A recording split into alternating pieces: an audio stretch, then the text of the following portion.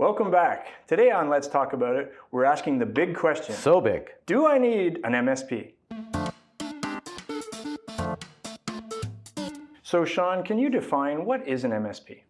So an MSP stands for Managed Service Provider, and the difference between that and what you see as your regular IT support is it's somebody that's actually taking a proactive approach to managing your network, as opposed to a reactive approach where something breaks down, you come back and fix it, and you basically wait for it to break down again. So it's just not a good way of doing things. You don't get ahead that way. You only get back to ground zero. So it's a recurring theme, this proactive versus reactive. So you would say to all size companies, any company, does every company need an MSP is the question? I think that's the big thing, that it really takes the small to mid-sized company, and it can be an organization with as few as 5 people, and it really puts them at an equal level that the big enterprise has. That's what I was going to say.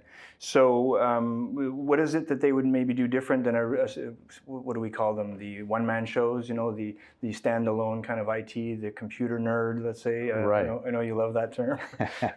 But what do they do differently than the regular guy? So I think one of the big things is they're generally monitoring systems and looking for issues. With normal IT support in a reactive approach, you're not looking for anything until something's broken. And then you're looking for the fix for it. And typically somebody's down. That's right. At that point, you're down, and probably it's costing you more dollars than it really had to, if any at all. So the difference is the proactive approach. You're monitoring the systems. If, for instance, we have a centralized monitoring system that looks at all the various workstations, servers, and network devices that we manage, and we're getting constant feedback on that. So we get alerts to tell us something is happening, and we may need to check it out. And the idea behind that is to prevent that from becoming a big issue before it really costs you. Where somebody's down, and then now there's downtime we have to deal with. Someone's not able to work. Exactly. The other thing is now we've got to react quickly, right? We're now under the gun that somebody's down, not functional. We have to rush in. So now they become a priority, as opposed to, maybe we fix that hard drive or whatever we noticed in the alerts. When there's downtime, when someone is actually on vacation, let's say, or it's a day off or such. Right. So that emergency approach, we try to avoid that as much as we can, right? Exactly. And I think for the business owner, basically, we want them to be working along, at their whatever pace they want, with no hiccups in between. Yeah. So this really helps to be able to do that. It minimizes your downtime, so it costs you less. Yeah. And it allows you to keep moving forward with your business.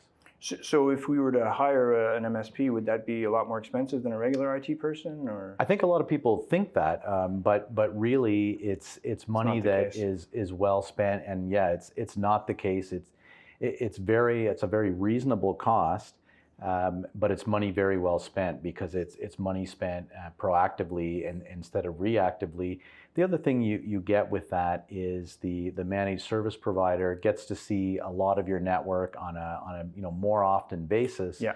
So because of that, they can take and make suggestions that that may help you improve what you do and how you do it. That's a really good point. So again, that proactive versus reactive, and also they're able to budget more easily, I'm assuming. Absolutely. It's basically a fixed cost every month for your regular administration, so exactly what it's going to cost you on a monthly basis. Yeah. As opposed to the old surprise, something breaks and now it costs a whole lot to fix. I guess we could use the analogy of almost a car mechanic, an auto mechanic, right? I mean, if you're not checking your oil, if you're not changing it on a regular basis, if you're not checking the brakes, if you're not checking all these systems, I mean, you could have a huge surprise one day if something fails. You show up at the garage, and you've got a little brake squeal, and you find out that there's thousands of dollars of damage. I think it's the same type of thing. It is the same type of thing that you're taking again that proactive approach instead of reactive.